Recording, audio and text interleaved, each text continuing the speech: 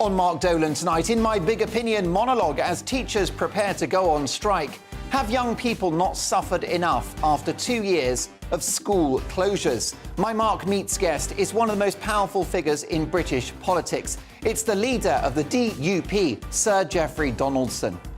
In the big question, is Kenneth Clarke right that the Tories need a break from power? And in the news agenda, would Labour fix the NHS?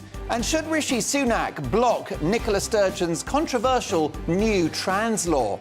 Plus, my take at 10 as MP Andrew Bridgen loses the Tory whip. Is he right to flag up concerns about the COVID-19 vaccine? My verdict on one of the big political stories of the week. Lots to get through, but first the headlines with Bethany Elsey.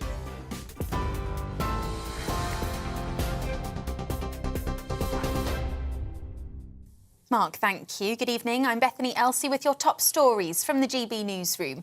Police are still searching for the gunman behind yesterday's suspected drive-by shooting in central London.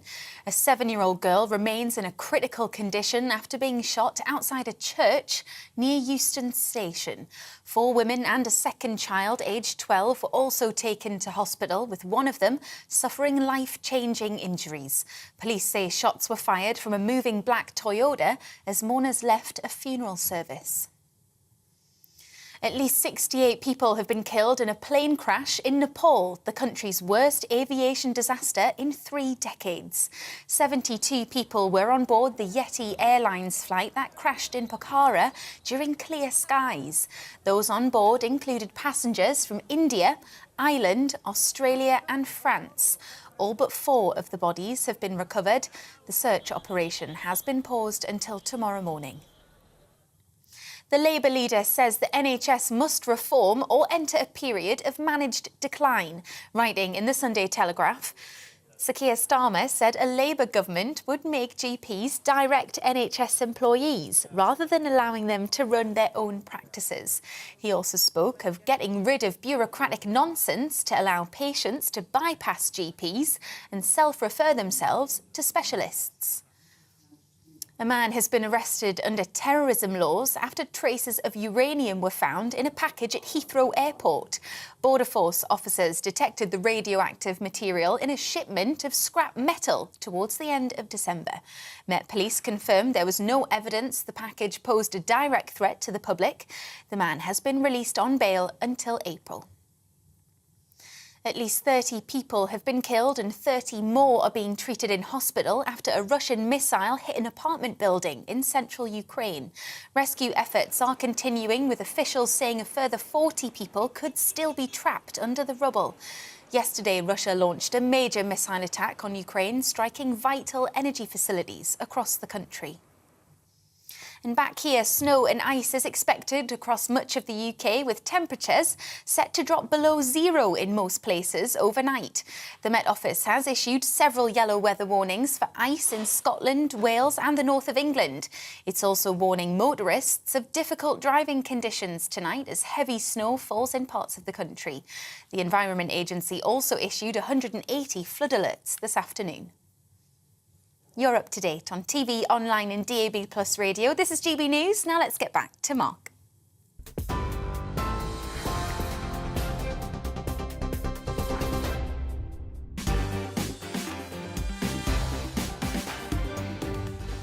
My thanks to Bethany Elsey, who returns in an hour's time. Welcome to Mark Dolan tonight. In my big opinion monologue, as teachers prepare to go on strike, have young people not suffered enough after 2 years of school closures? In the big question, is Kenneth Clarke right that the Tories need a break from power? We'll be debating that with the Vice Chairman of the Tory party and Tory legend Anne Widdecombe. And my Mark Meets guest is one of the most powerful figures in British politics. It's the leader of the DUP, Sir Geoffrey Donaldson. In my take at 10, as MP Andrew Bridgen loses the Tory whip, is he right to flag up concerns about the vaccine? My verdict on one of the big political stories of the week. We've also got the papers at 10:30 sharp with full panel reaction. Also, in the news agenda, would Labour fix the NHS? Should Rishi Sunak block Nicola Sturgeon's controversial new trans law? And is modern parenting now too soft? Reacting to those stories and many more are my all-star panel of journalist and broadcaster Nina Mishkov, historian and political commentator David Oldroyd-Bolt, and best-selling author and broadcaster Emma Wolfe. Now, I want to hear from you throughout the show. It's going to be a busy programme, but it's all about your views. mark@gbnews.uk. And this show has a golden rule. We don't do boring. Not on my watch. I just won't have it. So, for the next 2 hours, big debates, big guests, and always big opinions. Let's start with this one.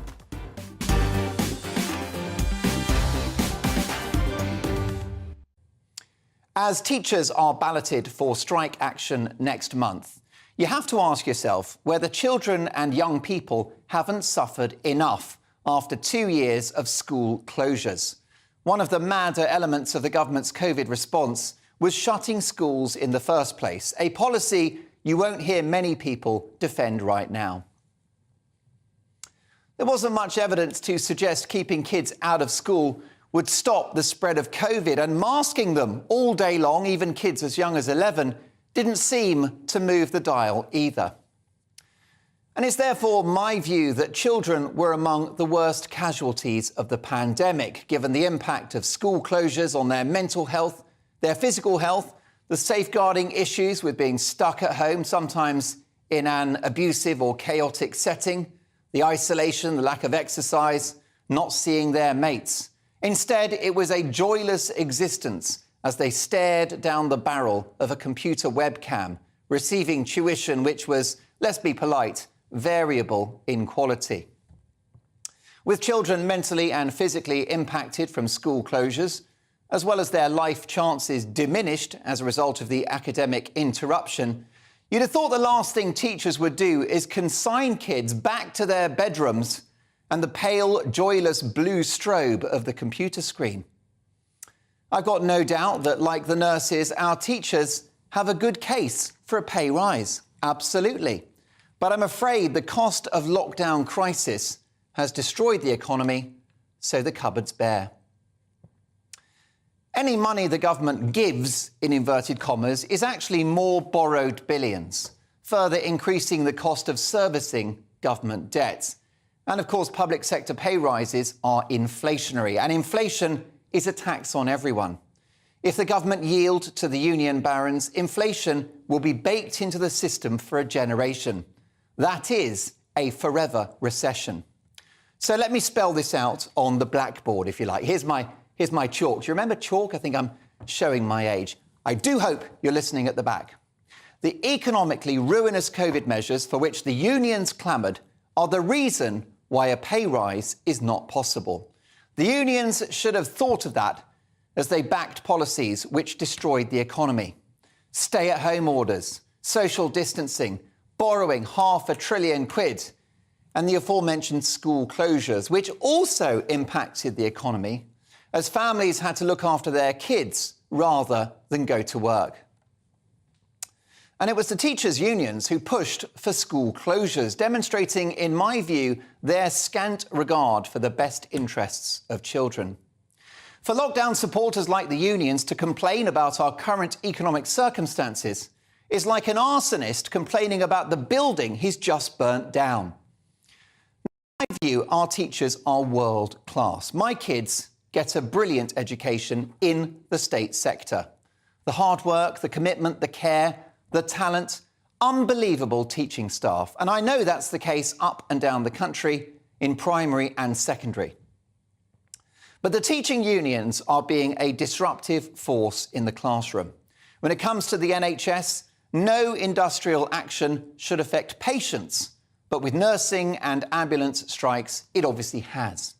When it comes to education, no industrial action should affect kids, but again, it absolutely will. The teaching unions haven't done their homework. I'm giving it an F.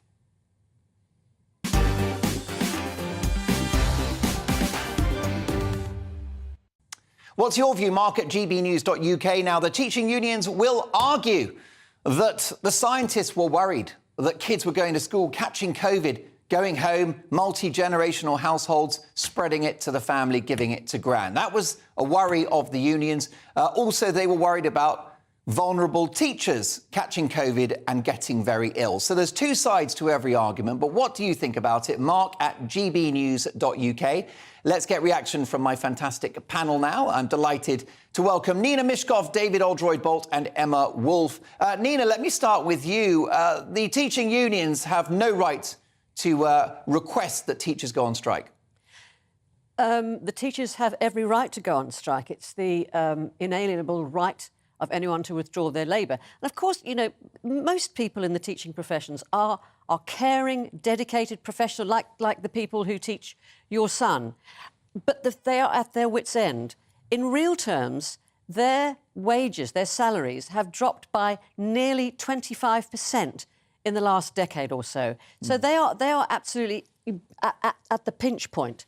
And the thing is, you know, children are, as you say, are the most important, you know, aspect of all of this. They are our future. We should take care of them. We need to be able to retain teachers who care, you know, and it's like a vocation. The ones who go in as a vocation, they are being taken advantage of.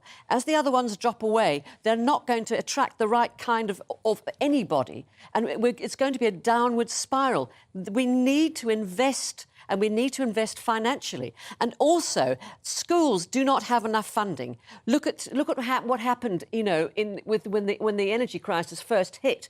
I mean, in November or December, I think schools were actually debating whether they should close for 1 day a week and only open on, you know, 4 days because they couldn't afford to keep the heating on. This is a situation that cannot continue. You've got to fund education. You've got to fund schools. I mean, I heard a phone-in on the radio yesterday when one woman said her child had since August 20 different supply teachers. Now, how can anybody have a proper education without any kind of continuity? It's ridiculous. It's the death throes of this government, and it's just wrecking everything. David Oldroyd-Bolt, Nina Mishkov argues the teachers deserve their pay rise. They need it. Oh, they deserve it, but I'm afraid they can't have it because the whole country has, as Nina says, suffered about a 25% real terms drop in earnings over the past 10 years. And the unfortunate fact is that in the private sector, that's even greater. And it is the private sector that pays for the public sector. There is a really stark choice here. We can either, as a country, give in to the unions now and give massive inflationary pay demands, or we can accept that for the next couple of years, as we recover, as the whole economy recovers, and hopefully as we have a government that decides to turn us once more into an entrepreneurial, enterprising, high-growth economy rather than this moribund, static economy that we've become for the past 25 years, we can actually start to think about giving people pay rises. As the economy grows, there will be more money for the teachers, for the nurses, for the doctors, for all those public servants who, as Nina quite rightly says, have suffered. But at the moment, it's simply impossible. Now, I have to disagree with you, Mark. I don't think the standard of our state schools is anywhere nearly good enough. If you look at the PISA ratings, we suffer in comparison with a great many comparable European nations, and around the world we suffer incredibly. So I think there is a whole gamut of educational reform to be gone through here. Michael Gove tried it and was rebuffed by, guess who? The teaching unions. So I think we need to accept that, in this instance, the teaching unions are not these disinterested guardians of their members' rights. They are very often blocks to reform, they are often blocks to improvement, and they exist really in order to give governments a kicking when they don't get the money they want. The issue I've got with the teachers going on strike is effectively another lockdown for kids, Emma Wolfe. Yeah, and I think we have to remember, lockdown was very different. I mean, you talk about, Mark, children staring down the barrel of a webcam and all of that kind of stuff. Lockdown was very different for different children. It was very different for rich children and poor children. When you are stuck in a tower block with, I don't know, 4 or 5 brothers and sisters, you don't even have broadband, maybe. You don't have laptops, although there was an attempt to try and get some kind of tech out to most children. But, you know, when your parents can't heat your home or whatever, that no outside space, and you're not even allowed to go to the park, that is very different to being in a lovely large house with mummy and daddy working from home and a lovely big garden and broadband on tap and all the tech that you need. So, you know, the last couple of years have really exacerbated that social divide, that economic divide. And frankly, I think I have to agree with David. I think that teachers need to start thinking about, well, first of all, they need to start thinking about the children, but also they have to accept, as do nurses, as do many other public sector workers, that there is not the money at the moment, that everybody is suffering. Obviously not the rich, but everybody is suffering at a certain level. And until there is the money, we cannot fund these pay rises. We cannot just give in to pay demands. Another monologue on the way at 10 o'clock in My Take at 10. I'll be reacting for the first time on air to Tory MP, ex-Tory MP, of course, Andrew Bridgen's comments about the vaccine and vaccine safety. My remarks at 10, you won't want to miss that. In the news agenda, would Labour fix the NHS? And should Rishi Sunak block Nicola Sturgeon's controversial new trans law? Basically, you're over 18, 3 months, you call yourself a woman. We'll be speaking to a political hero of mine, Labour MP for Canterbury, Rosie Duffield. She's live on the show before 10. You won't want to miss that either. My Mark Meets guest is one of the most important figures in British politics, the leader of the DUP, Sir Geoffrey Donaldson. But next, in the big question, is Kenneth Clarke right that the Tories need a break from power? Two big Conservative figures we'll discuss. See you shortly.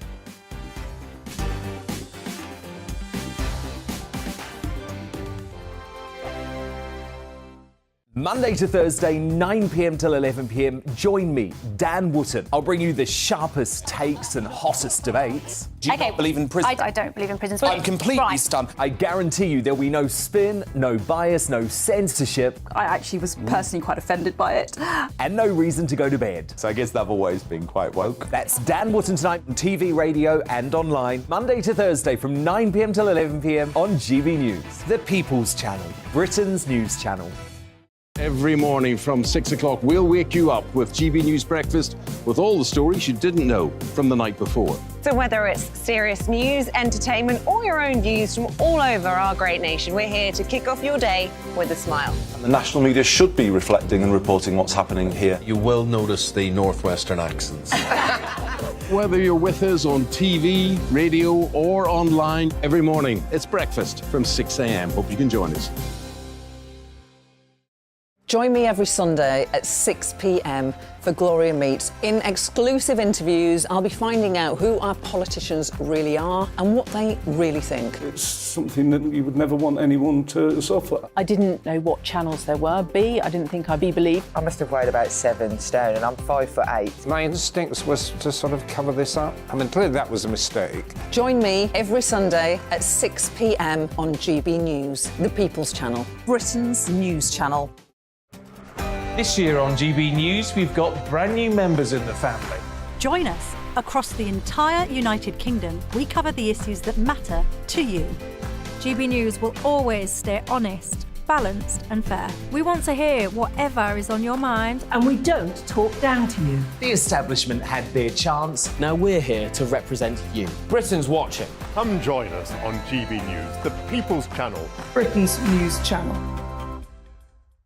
My name's Tom Harwood and join me 9:30 a.m. every weekday for The Briefing, your one-stop shop for everything you need to know about what's going on in politics today. I wonder if this is a deal that might need to be like the biscuits in this factory, twice baked. Is there not an opportunity here to win out against the extremes? Tom Harwood, GB News. What are you going to do about it? Things should have been done differently, and they certainly are being done differently. Don't miss it. The Briefing with me, Tom Harwood, 9:30 Monday to Friday on GB News. Hello, I'm Simon Evans. Join me on GB News for Headliners at 11 p.m, where I'll be joined by two of the country's top comedians as we take a look at tomorrow's newspapers tonight. If it's a big story, we'll be covering it, I guarantee, but we'll also have some fun along the way. That's GB News Headliners at 11 p.m. We won't put you to sleep, unlike some of the other pay-per-review shows out there. So join us, 11 p.m, 7 nights a week.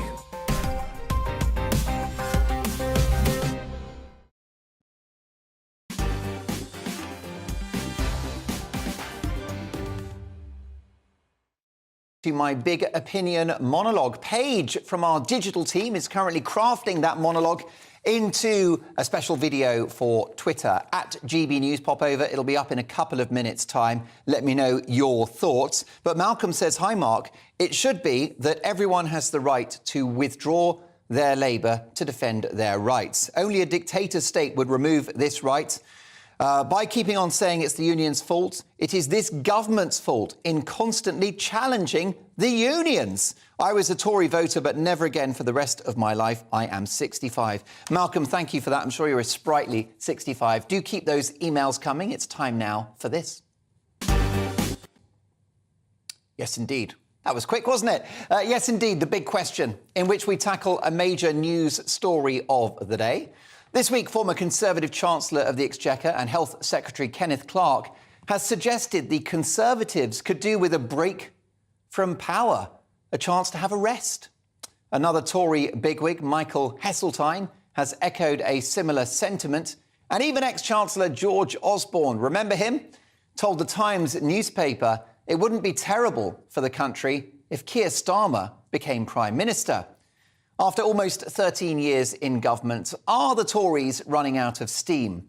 Is a stint in opposition what they need to regroup and reunite around a leader and perhaps have a vision for the future? Or is Rishi Sunak the fresh start they needed? To debate this, I'm delighted to welcome two icons of the Conservative movement. We have former Conservative Government Minister Anne Widdecombe, best-selling author and television personality, no less, and a very first appearance on Mark Dolan tonight. A very warm welcome to the MP for Redditch and Conservative Party Vice Chairman, Rachel Maclean. Rachel, welcome to the show. Do you think that your party has run out of steam? You could do with a rest, as Tory icon Kenneth Clarke puts it.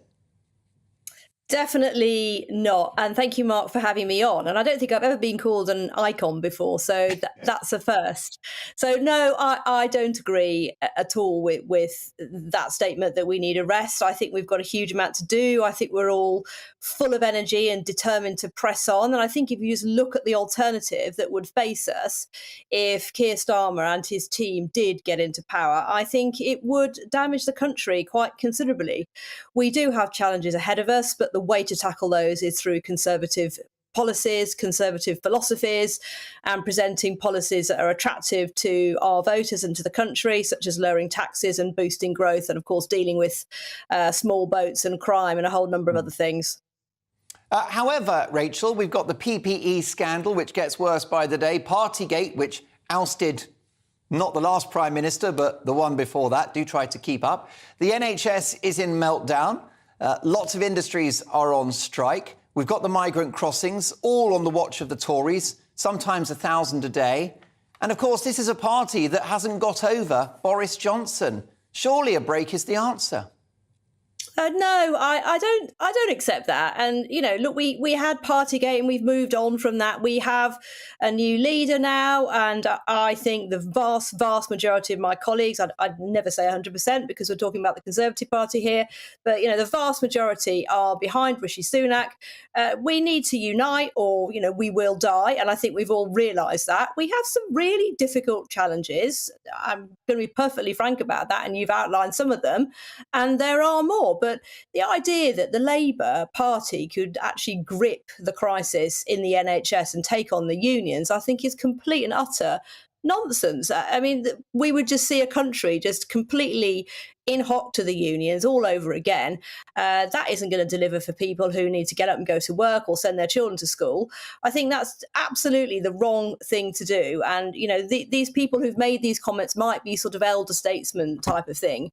But, you know, frankly, we need to look at the people who are in government now and support them to tackle these crises. And, you know, they have my full confidence in doing so. Anne Widdecombe, whether it's the net zero agenda, whether it's the Chinese Communist Party policy of lockdowns, whether it's historically high taxes, the Conservative Party aren't Conservative anymore. They need a period in opposition to regroup and find their political compass. Well, you see, I agree with your first statement, which is the Conservatives aren't Conservatives anymore. It's one reason why I haven't rejoined the party following the dissolution of the Brexit Party. No, they're not Conservatives. Liz Truss made a very valiant attempt to make them Conservatives, but unfortunately she bungled it hopelessly. But apart from that, there's no real conservatism there at all. This is a high tax, high spend party. Well, you know, that's not conservatism. Yes, we are now getting some measures towards trying to uphold free speech, which is very, very welcome. But I want to see how effective they are, because that's at the essence of conservatism as well. But just look at the three people who have said that the Conservatives need to go into opposition. Just look at them. Ken Clarke, Michael Heseltine, George Osborne. Now, I've got great respect for Ken and for Michael. I pass on George. But they are all three rampant Remainers. And their hope probably is that if we have a Starmer government, then we are going to put on the back burner all the Brexit freedoms, all the things that we could be doing to take true advantage of Brexit, which so far this Conservative government has not done. And I think that is a very large part of it. But if anybody out there is thinking, as a lot of people do, oh, well, you know, maybe they do need a break. A break from Conservative government means, by definition, a Labour government. You're going to have a government that's in hock to the unions. You're going to have a government that isn't really very clear about what it wants to do about Brexit, what it wants to do about Northern Ireland. You've got a government there which is achingly woke. I mean, Keir Starmer can't even tell us whether a woman can have a male appendage. He doesn't appear to know that. They are achingly woke. And I do not want to see the Conservatives go into opposition to put that sort of a party in power. What I want to see is a rebirth of conservatism. Rachel, since you're the vice chairman of the party, a rebirth of conservatism, not Labour. Can that be done, Rachel McLean, in the next 2 years before the next election? Can the Conservatives be conservative again? So I have a lot of sympathy for what Anne is saying. And, you know, I do obviously speak to my constituents and members of the public, and I do hear comments like that. Of course I do. But I think we do have to reflect that we have just come through these extreme global stresses. You mentioned Liz Truss. I supported Liz. I thought her platform was phenomenal. It had all the elements in it that I believe in. Unfortunately, for whatever reason, the way she went about actually delivering it, unfortunately, was not a conservative way of doing things, because she was just, if you like, too radical too quickly, and we all saw the knock-on consequences of that. I mean, I think conservatism is about being sensible with the economy, having a platform and a set of policies that can grow our economy and generate wealth for everybody and stimulate business and investment, but also keep the economy on an even keel without too many shocks. And we have had, of course, the global shock of COVID. We've had all the challenges with Ukraine and all the energy shocks. So our economy has been battered. It really has. But we do now need that stability. And I think we are starting to see that. It is quite welcome to see how the current government is grappling with some of that. I mean, of course, we would all like more tax cuts. I absolutely want that. I mean, that was one of the reasons why I supported Liz, because she very much was, she put that front and centre. But unfortunately, it just wasn't realistic. It couldn't be delivered in that time frame. And I think the current Prime Minister has been clear about his aspiration. He wants to be able to cut taxes. And look, we all want that. We all want lower taxes. It's taking money out of people's pockets and putting it back into the exchequer. And I very much hope that if we can get the economy into a better place and get that flywheel of growth going again, that is going to generate more revenue into the exchequer, and we can start to see those tax cuts coming forward. And certainly that's the case that, I make every time I speak to my colleagues in government. Rachel McLean, you didn't rate Rishi Sunak at the last leadership election. What's changed? Look, we've had those debates. They were very vigorous debates. They were very robust. I regret that we actually had to have a leadership competition. We had to have it. And at that time, we had to pick somebody that we supported. As I've said, I supported Liz Truss, but unfortunately, we all know how that played out. And of course, I support the Prime Minister now, because I think what he's doing is he has brought our party together. He's stabilised the economy. We are now back to a much more secure place. We've seen some of those turbulence in the gilt markets and in the international markets pass, we can now look forward to a bit more of a period of stability. And of course, I support him, because at the end of the day, as Anna's just said, what is the alternative? The alternative is to just have a Labour government. And very briefly, I don't think that's in the best interest of my constituents at all. Rachel, I've only got a couple of seconds left. Just a quick word on the last but one Prime Minister. It seems that the party grassroots are very torn over the defenestration of Boris Johnson. My impression as a former politics student is that the Tory party has been dogged by division over Europe for decades. It seems now to be dogged by division over Boris Johnson. I wonder whether that's the biggest stumbling block for the party. The fact that as a movement, as a parliamentary party, you don't seem to be able to move on. I don't agree, actually, and that's not what I pick up either from my members in Redditch or from my parliamentary colleagues. I think most of us now want to put that behind us. As I said, I regret that we had to have that leadership competition. Okay. I wish we still had Boris Johnson and he hadn't had all the scandals. He was a fantastic Prime Minister, but we are where we are. So I think we can come together, and I think it's an existential threat for us. I think that faced with the Labour government, the prospect of a Labour government, I think we are all going to get behind our current Prime Minister. Anne is the last word, so she gets the last word. What do you think, Anne? Closing thoughts? Simply this. Boris, whatever else you may say, won an 80-seat majority. What the devil has the Conservative Party done with it? What have you done with it? My deep thanks to former Conservative Minister Anne Widdecombe and to Rachel Maclean, Member of Parliament for Redditch and Vice Chair of the Conservative Party. A fascinating conversation. Your reaction, please, mark at gbnews.uk. Coming up, my Mark Meets guest is the leader of the DUP, Sir Geoffrey Donaldson. We'll talk about that Northern Ireland protocol, plus the papers at 10:30 and my take at 10, my first on-air reaction to the comments of Tory MP, ex-Tory MP Andrew Bridgen and the vaccine. So much to get through, but next up, will the Labour Party fix the NHS? See you in 2.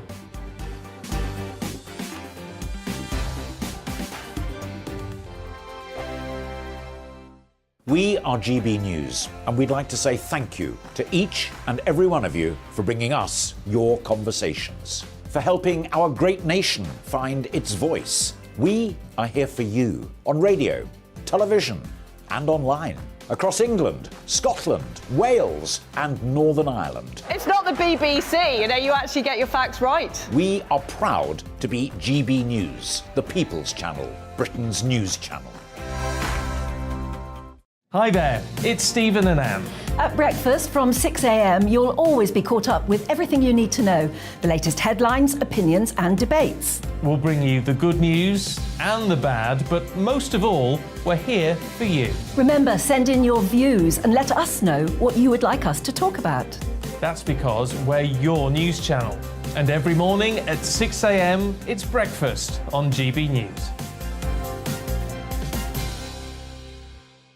Monday to Thursday on GB News, it's Bev Turner Today from 10 a.m. We're going to be here for you, our GB News family, to keep you up to date, but also make you smile. There's a guy who went from puberty to adultery. And I can't wait to bring a few of my own opinions. I have no time for cultural totalitarianism. We'll engage in passionate, but always polite debate, with your thoughts and opinions at the centre of it all. Only on GB News, the People's Channel, Britain's news channel. Join me, Nana Akue, Saturday and Sunday afternoons on GB News. Expect fiery debate and passionate discussion as me and my panel tackle some of the biggest topics hitting the headlines. It's a place for everyone's opinion. No one gets cancelled, but no one gets an easy ride. Oh, she's on it today! Be ready for conversations that are fierce, frank, and of course, fun. Every Saturday and Sunday afternoon from 4 p.m. on GB News, the People's Channel. Join my show Farage, 7 p.m. till 8 p.m. Monday through Thursday, and there you will get opinion, analysis, debate, and I'll cover stories that nobody else dares to touch. You've been cancelled. Join the club. Oh my goodness me! And then for the last 15 minutes, talking pints. We're over a drink. We have a civilised conversation with someone. We very often disagree, but we do it in a grown-up way. Come and join me on Farage. We are GB News, the People's Channel. And right across the United Kingdom. You can find us on Sky Channel 512, Virgin Media Channel 604, Freesat Channel 216, Freeview Channel 236, and YouView Channel 236. You can also take us with you on DAB Plus Radio. With the GB News app and at the website gbnews.uk. We're absolutely everywhere. Come join us on GB News, the People's Channel, Britain's news channel.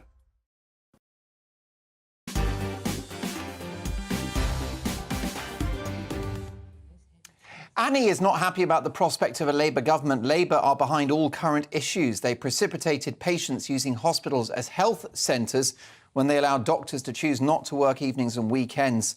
Tony Blair irresponsibly opened the East European borders willy-nilly. Blair's education policy for 50% of kids to go to university, where they're brainwashed to be entitled lefties who are now teachers and nurses and Foreign Office staff who refuse to efficiently carry out Tory government policies.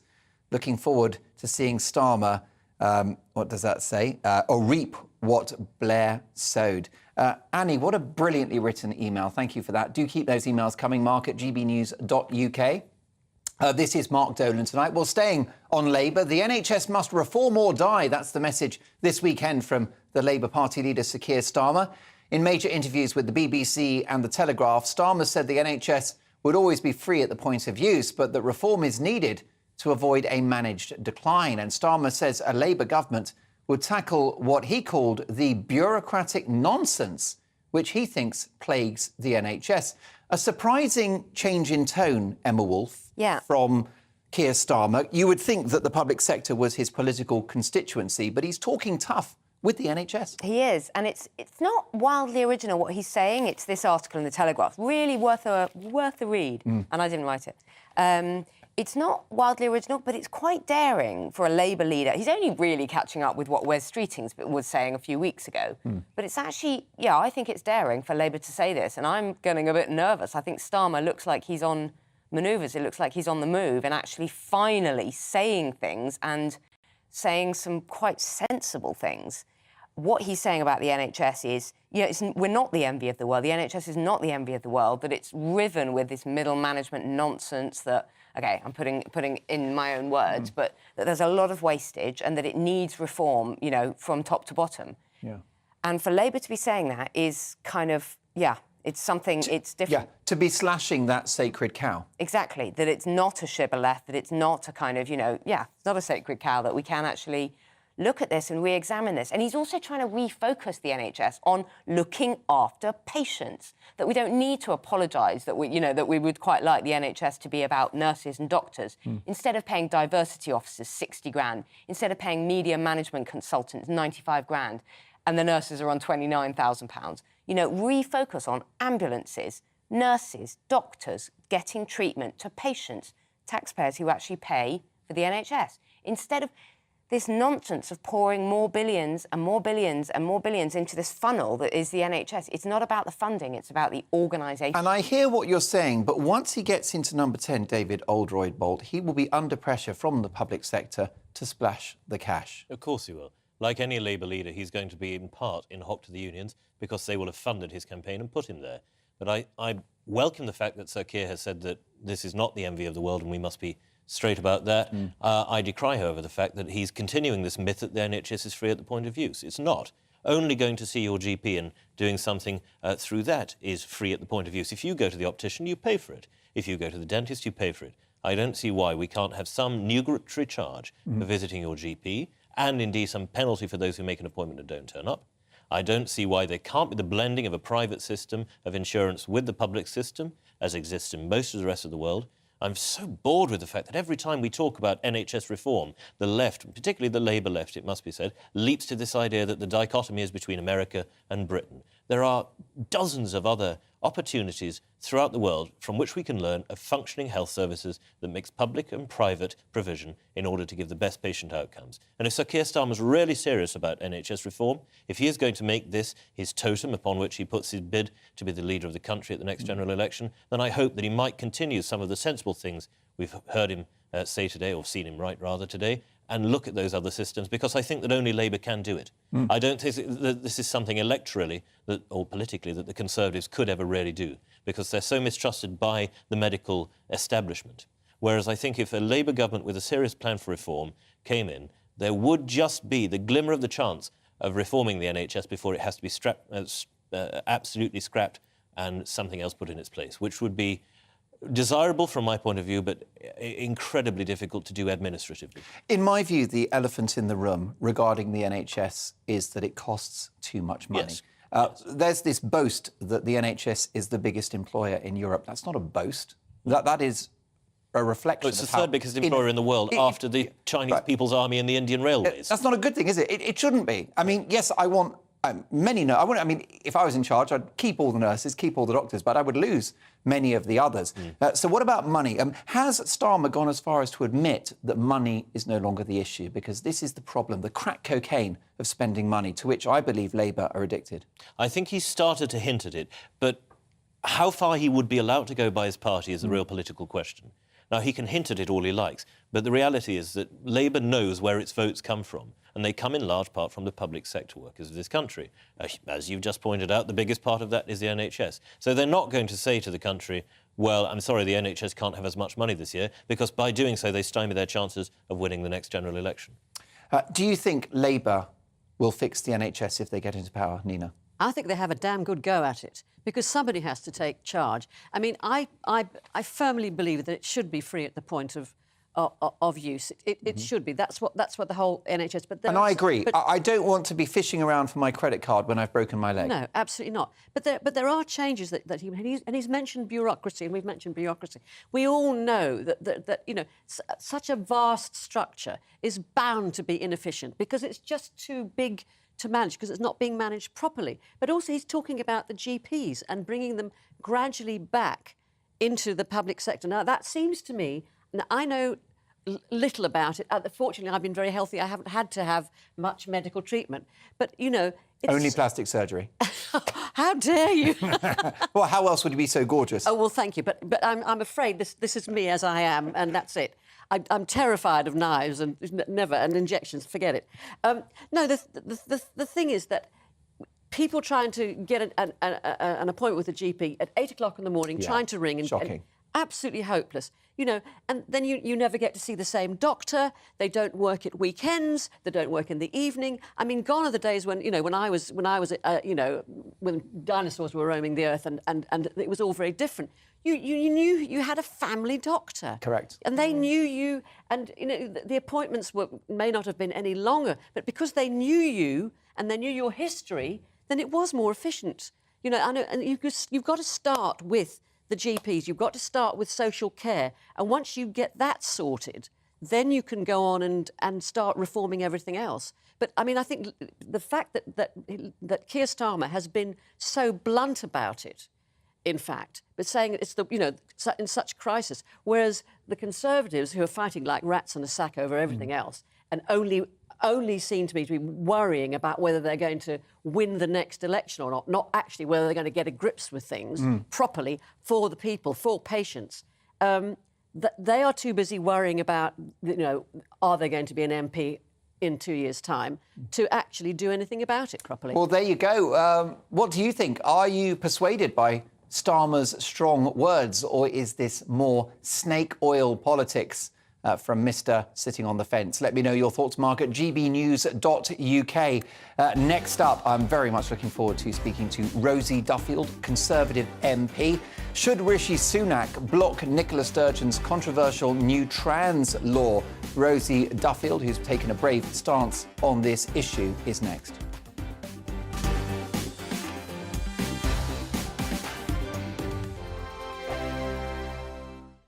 Monday to Thursday nights on GB News. At 6, it's Deebs & Co.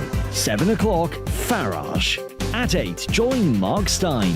And at 9, Dan Wootton Tonight, followed by Headliners. On TV, radio and online. This is GB News. Here on GB News Live, we'll be keeping you in the picture, finding out what's happening across the country and finding out why it matters to you. We'll have the facts fast with our team of reporters and specialist correspondents. Wherever it's happening, we'll be there from 12 noon on TV, radio and online. GB News, the People's Channel, Britain's news channel. Hello, I'm Michelle Dewberry and you can join me every weekday 6 till 7 on Jubes and Kerr. Me and my panel will get stuck right into the day's events and I can tell you, in fact, I can warn you, expect some robust debates, some strong opinions and perspectives from both sides of the fence. It's about you at home as well. I love to read out all of your comments, or at least as many as I can. So join me, Michelle Dewberry, Monday to Friday, 6 till 7 on Jubes and Kerr. We are GB News, the People's Channel. Why not take us home with you by visiting the GB News shop at gbnews.store. You'll find all the official merchandise, a really good present actually for yourself, your friends or your family. We ship across the UK mainland at no extra cost. GB News, the People's Channel. I'm Mark White. As GB News Home and Security Editor, I cover those key issues that are so important to you. Our authorities, our communities doing all they can to combat violent crime. With the public services under unbearable strain, why are we still failing to control our borders? Defence, the first priority of any government, has been continually hollowed out. Can we trust our politicians to protect the armed forces? Join me, Mark White, on GB News. We are GB News, right across the nation. You can get us on television, on radio, on digital. We're absolutely everywhere. Amazing! You see, amazing! You remind me of me in the European Parliament. But here's the most important bit. We are not part of the mainstream establishment. We think and speak just like you do. We are the People's Channel. Magnificent. That's really, really thoughtful. Come and join us on GB News, the People's News Channel.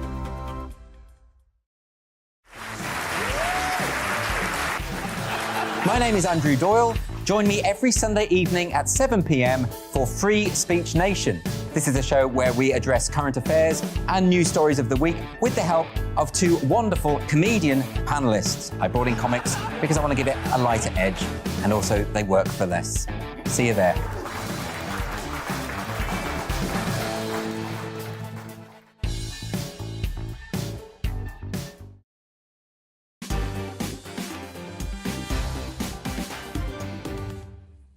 Well, a big reaction to our discussion about the NHS. Would Labour fix the NHS? And let's have a look. Richard says the NHS is the taxpayers' kryptonite that's getting unbearably heavy. It will ruin us all if we don't face the fact that it needs ruthless and radical reform instead of more cash. Brave decisions are needed to turn this titan of waste in the right direction before it implodes. How about this from Beverley? Mark, the Tories are so far out of touch. I think they must be living on Mars. They're going to be obliterated come the next election. Simples. How about this from Kirsty? Mark, do Starmer and Labour realise that Labour control the NHS in Wales? Maybe Labour can use NHS Wales to prove to the UK that they can fix the whole of the organisation. And last but not least for now, Bridget, who has emailed in from Romney Marsh, very nice part of the country. And Bridget says, the Labour Party is supported by unions. It's not beyond belief that the top union leaders have decided to take us back to the 70s and three-day week that was crippling for small business. It would be one way to bring down the Conservatives and get Labour in. Blair was responsible for many bad changes to the NHS, GPs, dentists and education. Thank you, Bridget. Keep those emails coming. Mark at gbnews.uk. Now, Rishi Sunak is under pressure to block Nicola Sturgeon's new self-identification law. Under the bill passed by Holyrood in December, applicants would simply have to live in their new gender for 3 months. In other words, decide I'm a man or a woman for 3 months. It would also reduce the minimum age to 16. But it still needs the royal assent to become law, and Mr Sunak's government has until next week to decide whether to allow that to happen. Writing in the Sun newspaper this weekend, columnist and Apprentice star Karen Brady wrote, if the Whitehall lawyers currently examining the bill decide it undermines existing UK law protecting women's rights, then surely the only option is to veto it. The problem is the bill is so ambiguous that in trying to solve one problem, the very important issue of making trans women feel comfortable, It's at the same time creating another, which is to leave other women feeling they are potentially at risk. Worried about using public changing rooms, public toilets, locker rooms, gym changing rooms, because of fears some evil men may try to exploit this bill as an opportunity to prey on women.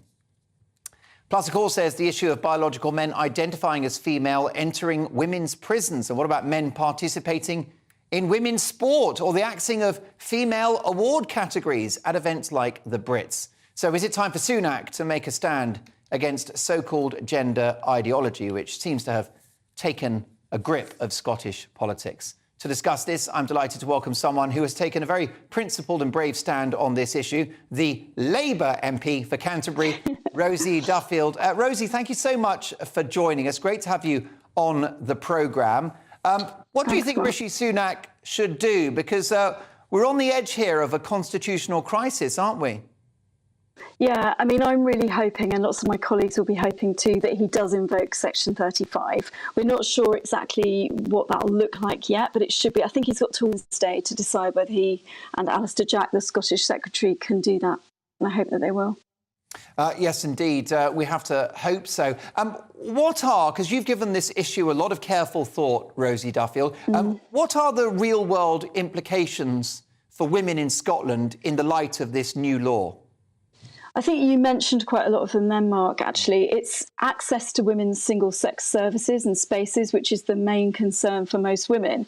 The bill itself, it's worth noting, doesn't mention the word trans at all. It just mentions self-ID. So essentially, anyone can self-identify as any sex they want to. So it doesn't mention, you know, if you're suffering as a trans person, if your life's been blighted because you haven't been able to get a gender recognition certificate after living as a trans person. It just simply opens the door to anybody who wants to self-identify as the other sex. And that leaves so many problems, like that quote from Karen Brady said.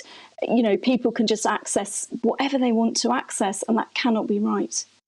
Isn't this law in place to protect a very vulnerable proportion of the population, which is trans people, who are some of the most prejudged and abused citizens we have? Absolutely. I'm sure that that is the entire thinking behind this law. I think it was done with really good intentions and to protect, as you said, a really small and really vulnerable category of people. But in doing so, it's a bit like a giant fishing net. It's going to catch so many other people in different... It's a sledgehammer to crack a nut, I'm afraid. And it does leave... I know a woman who did a brilliant thread that I've pinned to my Twitter feed, which is about her personal care as she's paralysed from the chest downwards. And she is really terrified that she'll lose the opportunity to ask for care by a woman, a biological woman, single-sex care, and she needs intimate care every single day. So those are the real-world implications of a bill that looks on the surface as though it is protecting that small but vulnerable group of people. You've taken a very principled stand, standing up, of course, for the rights of biological women. You've paid a high political and personal price. Can you give me a sense of what you've been through, Rosie? It's very easy in my privileged position to sort of complain about being cancelled because, of course, I can't be cancelled apart from by the electorate. But there are things that I'm not included in or invited to any longer because particularly sort of societies within the Labour Party and groups that, you know, Labour students and things have decided that I'm a terrible, awful person, that my views are obscene, that they want to cancel me, that they would like me drummed out of the party, they'd like me to lose the whip, and it happens most days. So that's not always fun. And it's perverse to me because it's clear that all you're calling for is female-only spaces, which is something that women have spent decades, if not centuries, fighting for. Yeah, I mean, all I want is what we fought for, like you said, and what we want protected, which is in the Equalities Act, the access to those spaces that we really need. And I'm talking about rape centres and prisons and hospital wards and, you know, single-sex healthcare. So it's nothing massively controversial. And changing rooms, you know, all of the things that we should take for granted. And when you talk about things like sport, people understand, I'm not being a bigot, I just want women to be protected. and be on their own with biological females. I mean, that's it, really. Yes, I mean, I'm not sure that there's a full understanding across all of society about what's at play here, because there's a difference, isn't there, between supporting somebody that feels they're in the wrong body, respecting how they wish to identify, loving them and making sure they have all of their human rights, versus something called gender ideology, which is something quite different. Can you give us a sense of what the difference is between, you know, a tolerance and acceptance and gender ideology? Yeah, I think everybody I know, all the women's rights activists I know, the famous people like Julie Bindel, the writer, Jo Rowling, all the people that are sort of regularly trolled like me, we all want those people to feel safe and okay. And, you know, if they know what they're doing as an adult who really wants to transition, fair play, you know, let them do that when they know what they're doing. But 16-year-olds, that's just ridiculous, frankly. And Keir mentioned that this morning. And this ideology incorporates a kind of, it seems there's quite a lot of pressure that particularly a lot of my gay friends, a lot of gay activists who've been involved in these rights for such a long time feel that people are pressured into being something that actually they're not sure they are yet, or, you know, they may be gay, they may not need to change sex, they might just be gay and expressing themselves in their own way. That should be okay. You know, why do you have to necessarily go down a path where you're labelled?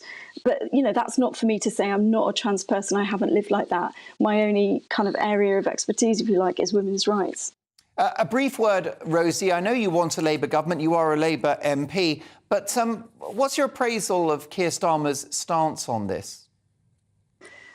I think he came somewhere towards where I am this morning. It was good to hear him say that he thought it was wrong for 16-year-olds to be able to make this decision. And I think it's worth saying what this involves potentially is living your life and changing your birth certificate, possibly having surgery that is completely irreversible. There's a group of people called detransitioners who are warning people that, you know, they may not be ready at 16. It's a huge life-changing decision.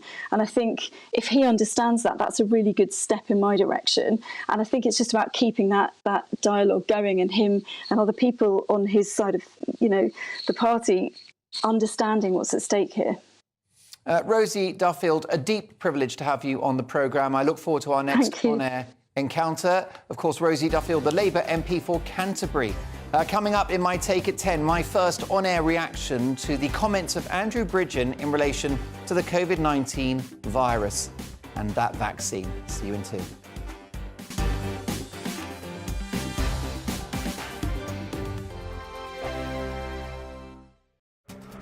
This year on GB News, we've got brand new members in the family.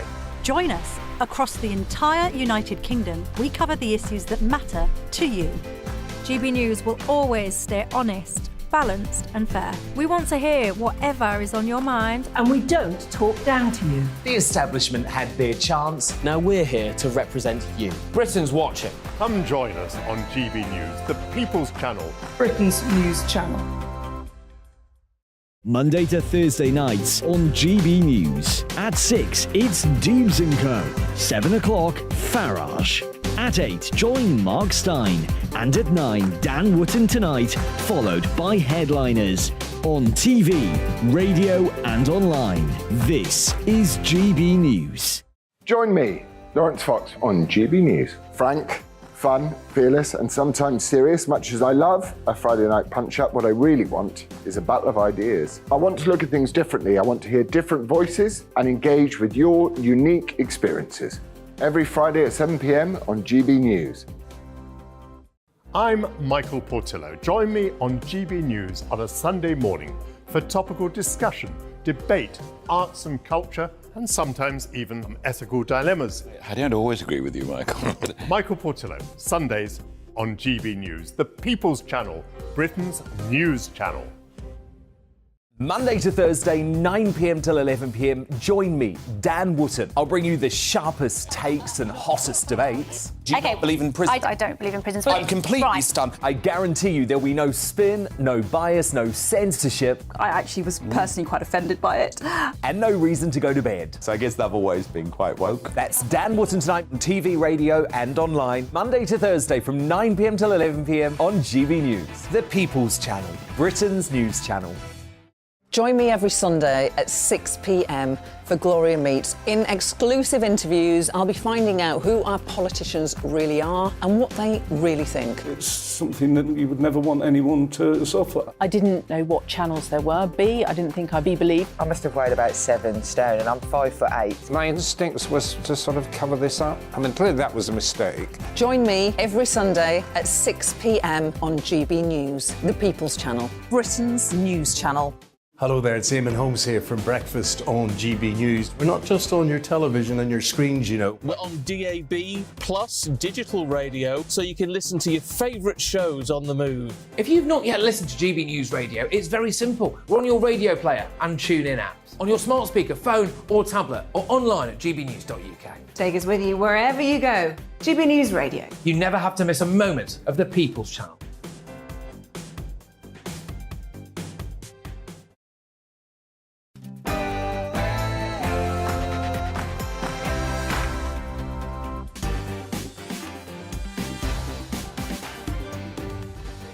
It's 10 o'clock and this is Mark Dolan tonight. In my take at 10, as MP Andrew Bridgen loses the Tory whip, is he right to flag up concerns about the vaccine? My verdict on one of the big political stories of the week. My Mark Meets guest is one of the most powerful figures in British politics. It's the leader of the DUP, Sir Geoffrey Donaldson. Plus tomorrow's papers at exactly 10:30 with full panel reaction. Lots to get through, including that take at 10 and my thoughts on the vaccine. Is it safe? First, the headlines with Bethany Elsey.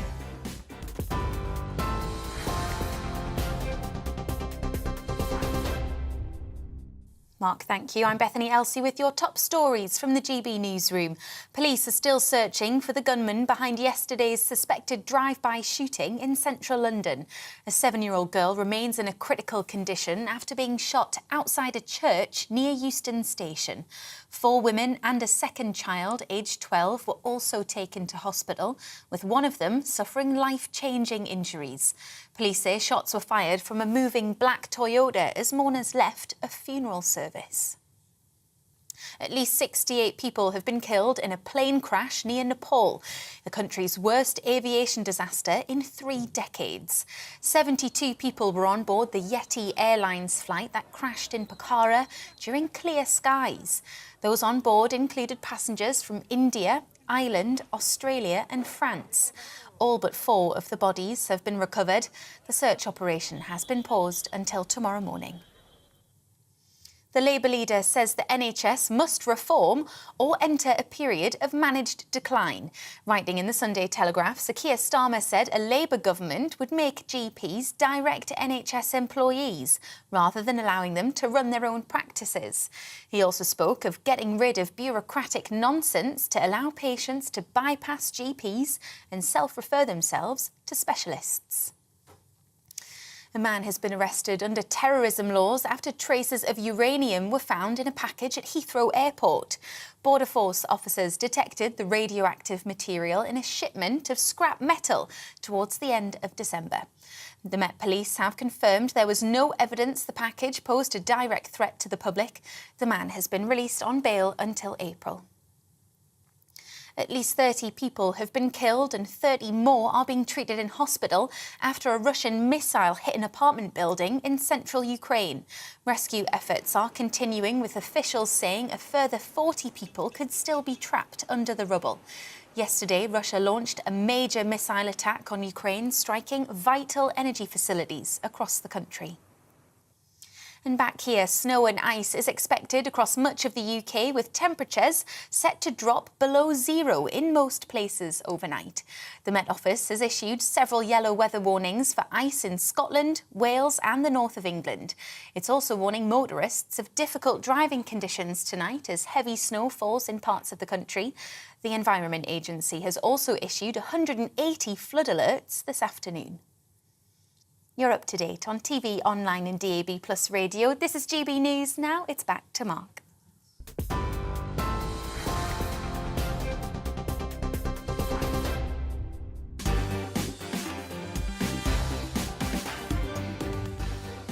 Bad weather news. Time to get those wellies out. My thanks to Bethany Elsey. We'll see you at 11. This is Mark Dolan tonight. In my take at 10, as MP Andrew Bridgen loses the Tory whip, is he right to flag up concerns about the vaccine? My verdict on one of the big political stories of the week. My Mark Meets guest is one of the most powerful figures in British politics. It's the leader of the DUP, Sir Geoffrey Donaldson. Can we get to the bottom of that Northern Ireland protocol? Can we fix it? Can we get government in Northern Ireland? And can we make a success of Brexit? Plus, tomorrow's papers at exactly 10:30 sharp with full panel reaction. Reacting to the big stories of the day, journalist and broadcaster Nina Mishkov, historian and political commentator David Oldroyd-Bolt, and author and broadcaster Emma Wolfe. So much to get through, a really busy hour, including those papers at 10:30. But first, my take at 10.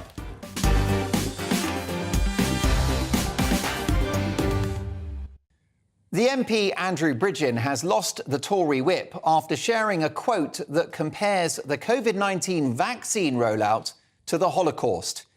This was the wrong thing to do. Even though the quote came from an Israeli academic, so to call it anti-Semitic is a stretch, comparing anything to one of the worst crimes in human history is never appropriate and potentially hugely offensive. So Bridgen has rightly apologised. However, I don't think he should apologise for drawing attention to vaccine injuries, vaccine side effects, and tragic death, which we can only hope are rare. Who knows? The data is still coming in. Now, I'm no anti-vaxxer. I'm triple jabbed, and the government and the health authorities are crystal clear that the vaccine is safe and effective, and a recent report has suggested it has saved at least 3 million lives. It's arguably the most tested vaccine in history, given the billions who have received it. However, serious adverse events are a fact, not a conspiracy theory. Some scientists suggest as many as 1 in 800 experience adverse events. If that's true, that's not a good ratio for a predominantly mild disease with a very low infection fatality rate. And then, of course, there are vaccine deaths. Like the former BBC presenter Lisa Shaw, pictured here with her husband Gareth. Lisa, a 44-year-old mother of one, she died 3 weeks after receiving the AstraZeneca vaccine, and the jab is confirmed as the cause on her death certificate. Gareth is still trying to get establishment media to tell his story. Well, Gareth has an open invitation to appear on my show whenever he feels ready. Here's the problem with vaccine injuries and death, even if rare. All too often, they're being suffered by people like Lisa Shaw, who were not in the at-risk vulnerable group in relation to the virus. So statistically, they took a vaccine that they didn't need, and it hurt them or it killed them. How does that make sense? Given the fact that these vaccines were never tested for transmission, in other words, that the vaccine would stop you spreading COVID, and now we know that they don't stop it, there was never a moral, intellectual or scientific case for those authoritarian vaccine mandates, for which many in the care sector, for example, lost their jobs. Why do you think that care homes are now so horribly understaffed? Well done, everyone. And why did we vaccinate healthy people, given the fact that if they were jabbed, they could still spread COVID, and given the fact that they faced a vanishing threat from the virus itself? All of the risk, none of the reward. Now, my mother was a nurse, and the one thing that she taught me, apart from looking after yourself, get enough sleep, exercise, have a good diet, is that you don't take a medicine if you don't need it. For example, why have we been jabbing kids? Why? Particularly when the JCVI, the government's own vaccines body, advised against it, but were overruled by the government and Chris Whitty. Are the JCVI conspiracy theorist anti-vaxxers too? In my view, the pandemic was the moment when the health authorities jumped the shark and lost the plot, pressurising, panicking and guilt-tripping the entire population to get the jab without clear evidence that it would save Granny. Getting kids to take the vaccine, even if it did stop COVID transmission, would still be hard to justify. Why should children be human shields for the older population? That's never happened before in human history.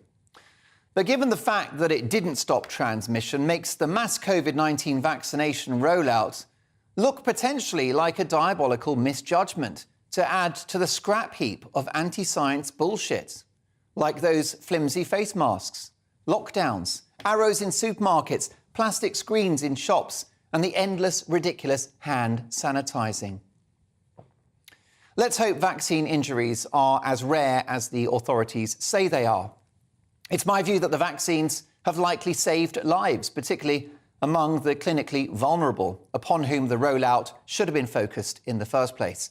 Just as we should only have locked down the vulnerable for 2.5 years, as recommended by the Great Barrington Declaration, made up of respected medics and epidemiologists who wanted focused protection for those at risk. Andrew Bridgen was wrong to share a quote which referenced the Second World War and the horrors of the Holocaust. But he's right to spark a conversation about the pros and cons of mass vaccination, an issue I raised on Twitter over 2 years ago. That's right, over 2 years ago. Take a look. In December 2021, I tweeted, "Stop testing healthy people. Stop vaccinating healthy people. Stop abusing healthy people." Who knows if I was right or wrong, but I'd say that tweet has aged well, unlike the case for jabbing all and sundry. I suspect a day of reckoning is coming on this one. Bring popcorn.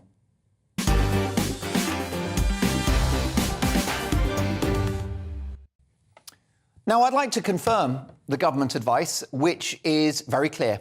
The coronavirus vaccines are safe and effective. They give you the best protection against COVID-19.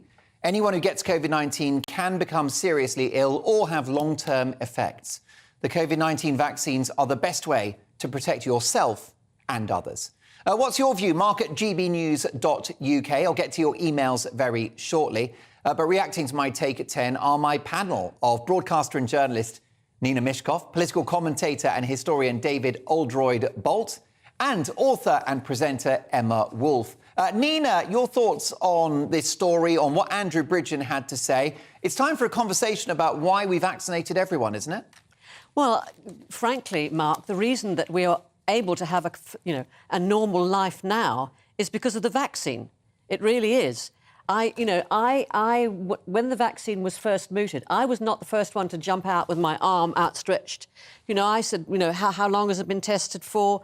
I work hard at my health. I get up and go to the gym, whatever. I've done that religiously. I deny myself ice cream. So I try and keep myself as healthy as possible. And I wasn't going to throw that away on something that I was dubious about. But I realised that there's a risk in everything, and I was prepared to take that risk. And so were the majority of people. Now, the thing is, it's unfortunate and it's tragic, and it's... my heart goes out to Gareth. I mean, awful, absolutely awful. But the thing is, with any medical procedure, any vaccine, there is a risk. And people react in different ways. I mean, some people are allergic to hail. Penicillin, indeed. So we don't know what's going to happen. Now, the thing is, when you look at the greater picture, the overwhelming majority of people who were helped by the vaccine, we have a huge death toll, but it would have been bigger without that. There have been, and the connection between the vaccine and, for instance, heart problems or blood clots is now being investigated, and quite rightly. But as far as I understand it, the figures are this, in that 15 out of every million people who take the vaccine are potentially or have died because of it. And I think that's with Pfizer, and with AstraZeneca, it's 11. And so there are 59, as I understand it, deaths recorded. Well, each of those 59 deaths is to be mourned, and they're tragedies. But when you consider what the vaccine has done for the rest of us, then what could we... we have to have it. There's a study in Denmark, by the way, of 4 million people, and they could find absolutely no connection between the vaccine and blood clots or heart problems. OK, the clock's against us, but David Oldroyd-Bolt, your view, because I haven't found a convincing argument yet as to why we vaccinated healthy people, given the fact that the vaccine didn't stop transmission and that if you were healthy, you were extraordinarily unlikely to die of COVID. Well, that's the point. And yes, people have adverse reactions to penicillin, but they're not pressured by force of government and state and society and propaganda to take penicillin in order to go about their daily lives. I think it's important to note that what Andrew Bridgen said, the comparison he drew with the Holocaust, was crass, idiotic, inept, and had absolutely no bearing on the matter, and it's right that he's borne censure for it. I think that his right is, as every one of us has a right to point out where we think there may be things that are not being paid attention to by the scientific establishment for whatever reason. As to whether there is any validity in that or not, I shall leave to better informed minds. But it comes back again and again and again to the point that there was no validity whatsoever in the government campaign pressuring young people, people who are not at risk, people who were never, ever statistically at risk from COVID-19, to take these jabs in order to go about their daily lives, to travel, to holiday, and to just be, allowed to get on with their existences. And I think the fact that still there is no real conversation in Parliament about this, still there is no focus in the wider media about this, shows quite how willing we've been as a nation to sweep under the carpet the more unpalatable, the more dictatorial and the more authoritarian of COVID measures. OK, Emma Wolf, the clock's against us. My Mark Meets guest is ready. But there's talk in certain countries of vaccinating babies, for goodness sakes. Where does this end? A brief one-line reaction from you to what's been said. Well, no, I'm just going to refer everybody back to your tweet of December 2021. Yeah, correct. Two and a bit years ago. Yeah, and for once, Mark, you were absolutely spot on them. You were absolutely right. I remember it then, I remember it now, and it's a brilliant summary. And as David has just said, it was not necessary. Healthy people can cope with COVID. And actually, I don't think we know the true figures of the death toll because deaths were recorded in a very strange way. I think we need to wait for the outcomes of the investigation, if that is thorough. But my main thing is, we did not need to vaccinate healthy people. And if you have to remember back in that time, if you were saying, no, I don't want to be vaccinated, there was an absolute outcry. You were seen as an anti-vaxxer. Yeah, too right. Well, look, Nina doesn't agree, and this programme is all about opinions, so we'll get to your thoughts and the thoughts of my panel on this later in the programme. Of course, we've got the papers at 10:30 sharp. My panel are back for that as well. But next up, it's my Mark Meets guest, one of the most important figures in British politics, the leader of the DUP, Sir Geoffrey Donaldson. Can they sort out that Northern Ireland protocol? Can they make Brexit a success? Don't go anywhere.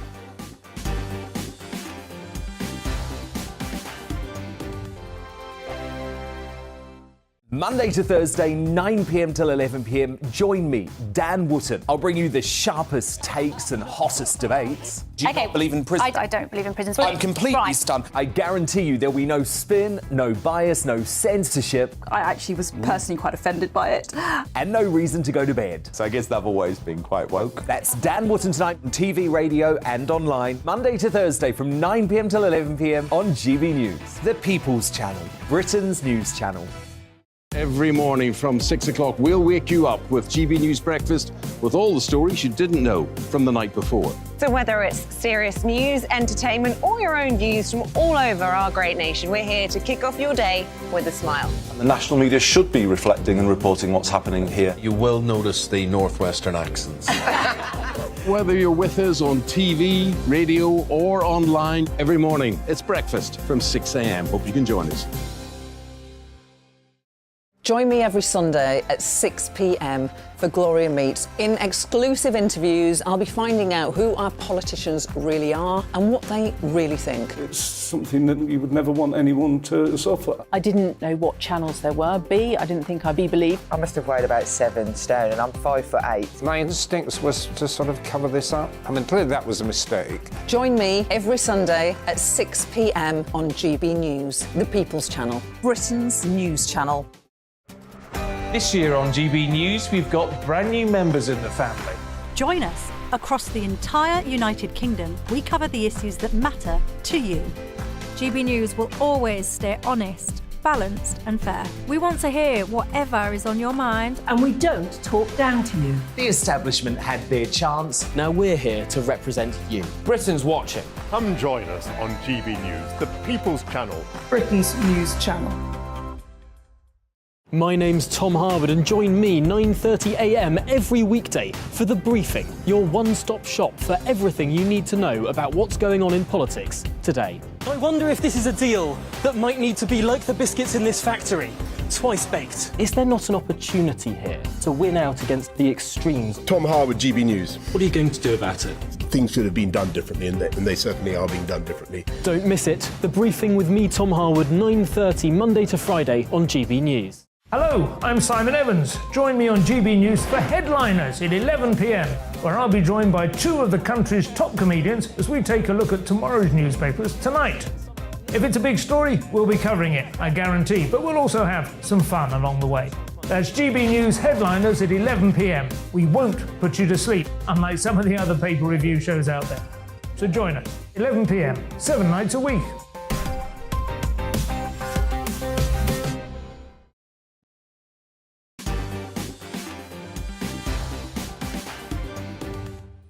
Well, a big reaction to my take at 10. I think that Andrew Bridgen, the MP, was right to apologise for linking the COVID-19 vaccine rollout to the Holocaust. However, he doesn't have to apologise for raising the issue of vaccine side effects because they are real. It's not a conspiracy theory. Let's hope they are rare, as the authorities tell us. Just a two-word email from Lorna in response to my take at 10. Dear Mark, thank you. Well, look, there you go. Opinions are very divided on this issue. But as far as I'm concerned, it all boils down to human choice, freedom of choice, which should have been the approach throughout the pandemic. It's time now for this.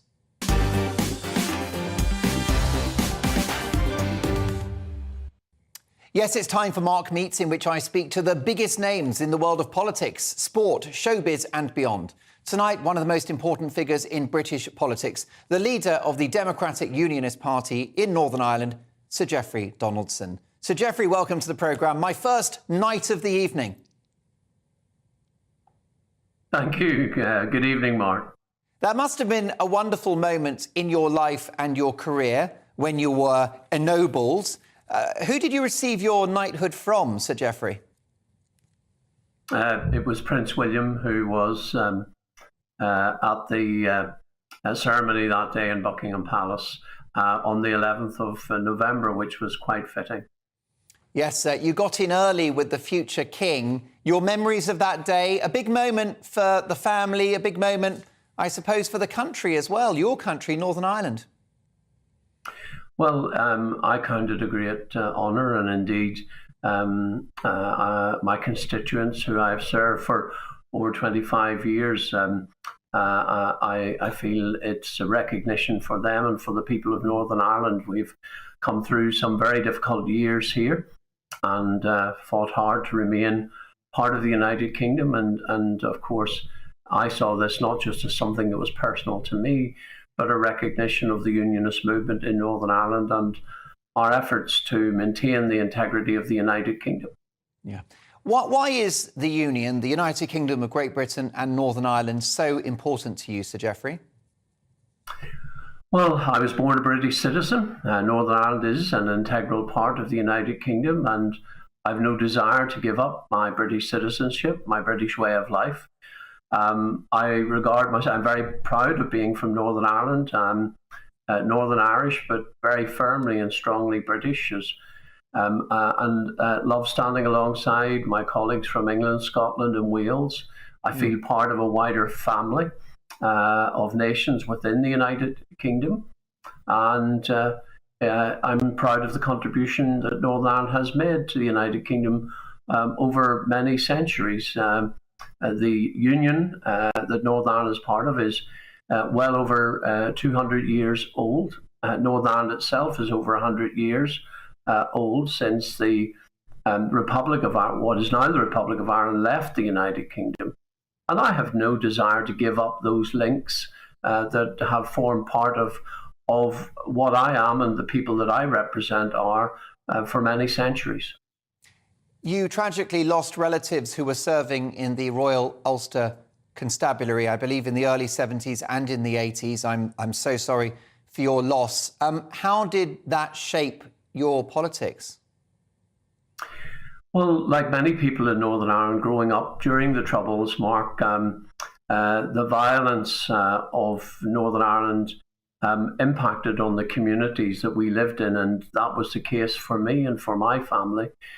Not only did I lose members of my wider family circle, but comrades that I'd served with in the Ulster Defence Regiment as well, part of the British Army in Northern Ireland, and indeed friends that I'd gone to school with who tragically lost their lives during the Troubles. So the Troubles impacted on many people. I'm no more impacted than tens of thousands of my fellow Northern Ireland citizens, and none of us wants to go back to those dark days. I got involved in politics because I wanted to change things for the better. I recognise that in the end, violence is not the answer. When you're dealing with divisions in a society like Northern Ireland, and the politics has to be the way that we resolve our differences, and that's why I've worked tirelessly, as have others, over many decades to build the peace process in Northern Ireland, to create political institutions that could have the confidence of everyone in Northern Ireland, because that's the basis upon which we build political stability here. Given the history of the IRA, Sir Geoffrey, how difficult on a personal level do you find it working with Sinn Féin as political colleagues? Well, obviously, it has been very difficult. It is especially difficult, Mark, when you hear Sinn Féin leaders justifying what the IRA did. And indeed, recently we had Michelle O'Neill, who is now the First Minister designate of Northern Ireland, saying that there was no alternative to IRA violence. And of course, that is something I entirely reject. I believe there was always an alternative to violence, that politics and dialogue is the way to resolve our differences, and not violence, not the needless slaughter of innocent people. So it is difficult, Mark. I won't pretend that it is anything other than this when you have a political party in Northern Ireland that still believes the violence of the IRA was justified. Yet I'm looking to the future, and I want a Northern Ireland that continues to be at peace with itself, where we continue to build stability, and of course we create prosperity for the people of Northern Ireland, give the next generation the hope that they need. So my focus is, I mean, look, none of us forgets the past, Mark. How could we? We lived through some terrible and dark years, but we're looking to the future now. I'm looking to the future in Northern Ireland. I want to build on the progress that's been made, but as I suspect we're going to come to talk about, that progress is now being hampered. It is being put in question by the imposition of the Northern Ireland Protocol, which has deeply upset the very delicate political balance in Northern Ireland, and has made it impossible to continue with cross-community power sharing, because we don't have a cross-community consensus in Northern Ireland. Unionists, there isn't a single unionist MLA in Stormont or MP at Westminster that supports the Northern Ireland Protocol. It does not enjoy cross-community support. And that's the only basis upon which we can build stability in Northern Ireland. And that's why the protocol has got to be addressed. Well, yes, it strikes me that it goes against the terms and the spirit of the Good Friday Agreement, which was a hard-won agreement, a hard-won peace deal. You mentioned prosperity in Northern Ireland. I've got so many viewers in Northern Ireland. They'll be watching this avidly tonight. And Northern Ireland can't prosper if there isn't an administration in Stormont. You won't do that whilst the Northern Ireland Protocol is in place. What is the protocol, for those that don't know? Well, it's an invisible border down the Irish Sea. It splits our country, a horrible, unworkable compromise imposed upon us by the EU. What is the solution? Because I know you'd like to see it removed altogether, but is it not more politically practical to fix the protocol rather than ditch it? Well, first of all, Mark, let me say the border in the Irish Sea is far from invisible. We have so-called border control posts at the ports in Northern Ireland. The government is now proposing to expand those border control posts. So it's not invisible. It's there. And I'm afraid it's not just the absence of an executive that is inhibiting our ability to build prosperity. It is the presence of the protocol itself. Great Britain is our biggest market. We sell far more goods to Great Britain than anywhere else, indeed than all the other countries in the world combined. We are part of the UK internal market. And what we want to see is a solution that restores Northern Ireland's place within the United Kingdom internal market. And let me explain this, Mark, how important this is for unionists. The United Kingdom is a union. And you will often have heard reference to the union. But it is not just a political union, it is also an economic union. And the Act of Union itself, which is the very basic constitutional framework for the union, states in Article 6 of the Act of Union that there shall be no barriers to trade between the constituent parts of the United Kingdom. So this is a fundamental right established in the very building block, the very cornerstone of our nation, the Act of Union, which says we should be free to trade within our own country. We are supposed to be a free trade nation. And yet here I am in Northern Ireland representing many people who can't trade freely within their own country, never mind freely with other people. And so this is fundamentally important. The protocol inhibits our ability to trade within the United Kingdom, and that has to be sorted out. The protocol doesn't offer the solution, it is the problem. Indeed so, and I've been on record on this network as saying that it risks restarting the Troubles if it hasn't already, and no one wants that outcome. Sir Geoffrey, I need to get to the papers, but briefly, if you can, how do you see this issue with the Northern Ireland Protocol playing out? Do you think it will go your way? Well, look, the government has committed to resolving this issue.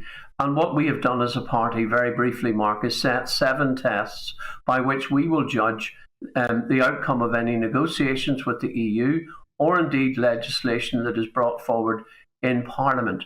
Those 7 tests are based exclusively on the commitments the UK government itself has given to the people of Northern Ireland in recent times about what they intend to do to resolve the protocol. So I'm simply saying to the government, deliver what you promised. And that means restoring, respecting and protecting Northern Ireland's place within the United Kingdom internal market, whilst putting in place practical arrangements to ensure that goods moving into the EU single market meet EU standards. In resolving this issue for the people of Northern Ireland, I wish you well. Sir Geoffrey Donaldson, thank you so much for your time. Thank you. Fascinating conversation. Your reaction, please, Mark, at gbnews.uk. We've got tomorrow's papers next.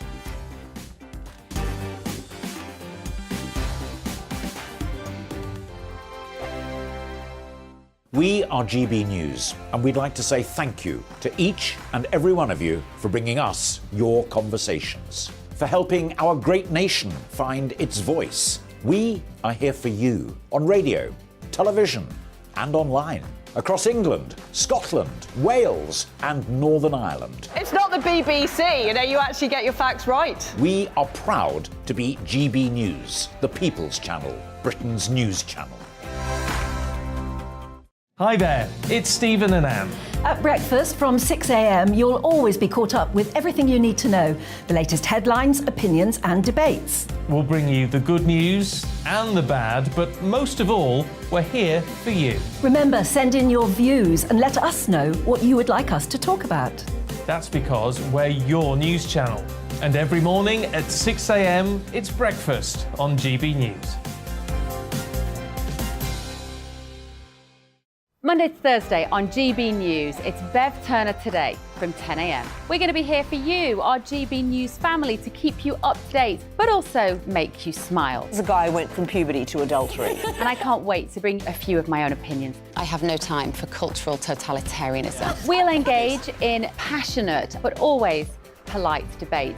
with your thoughts and opinions at the centre of it all. Only on GB News, the People's Channel, Britain's news channel. Join me, Nana Akue, Saturday and Sunday afternoons on GB News. Expect fiery debate and passionate discussion as me and my panel tackle some of the biggest topics hitting the headlines. It's a place for everyone's opinion.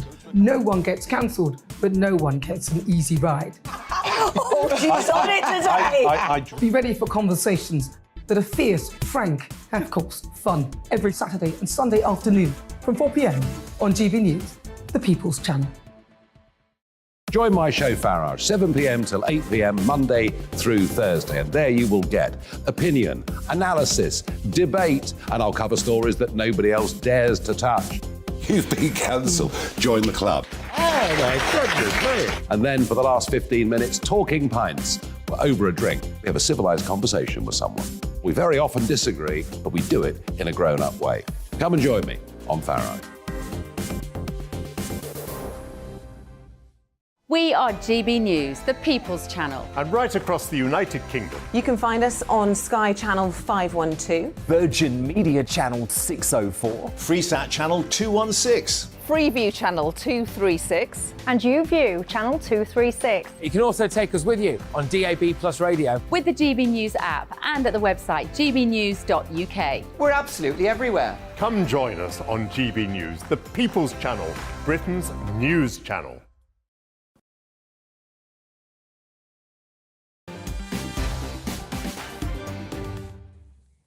OK, folks, it's time for the papers. Let's start with the...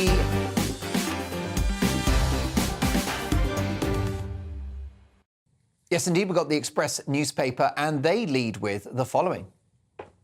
Countryside under siege in rush for homes. Villages are under assault from developers building large housing estates on rural land. Campaigners have warned. More than 400,000 homes have planning permission penciled in on greenfield sites. The Daily Mirror. Boost for James Bolger mum. New hope. Killer will not go free. The Guardian. Fury over PM's bid to hand police sweeping powers to halt protests.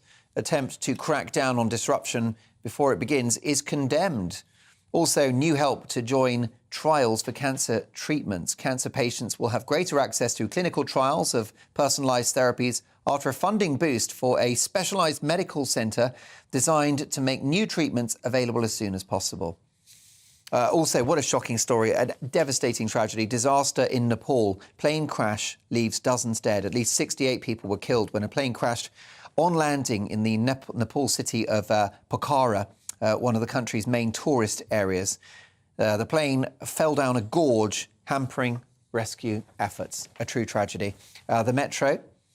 Senseless violence. Police condemn drive-by gun maniacs rampage at funeral. Zahawi pays millions to settle tax case. Tory party chair and ex-chancellor has resolved an HMRC investigation, first revealed by The Independent. Return of online lessons to tackle teachers' strike. Heads plan COVID-style classes to stop pupils falling behind. I know how you stop pupils falling behind. Don't go on strike in the first place. That is the topic of my big opinion monologue, which Paige in our digital team has crafted into a video, which you can see on Twitter at GB News. The Eye. Pupils face online lessons as teachers plan strike. The Times. 2 in 3 voters think NHS offers bad service. And light at the end of the tunnel for rail strikes. Hopes of a breakthrough in the rail dispute are growing after the Transport Secretary gave permission for a fresh pay offer to be made. Mark Harper struck an optimistic tone as he confirmed that rail bosses were working with a revised mandate in an attempt to prevent future strikes. We can but hope. The Financial Times. Sunak to block Scottish transgender bill in constitutional nuclear option. And the Daily Star, last but not least, of course. It's all gone to hell. Deal with the devil. Surge in youngsters turning to Satanism. Youngsters are increasingly ditching religion and turning to Satan worship, according to top boffins. Well, they are going to burn in hell. And those are your front pages. Let's get reaction now from Nina Mishkov, David Oldroyd-Bolt and Emma Wolfe, my esteemed panel, historians, journalists, broadcasters. What a potpourri of broadcasting excellence.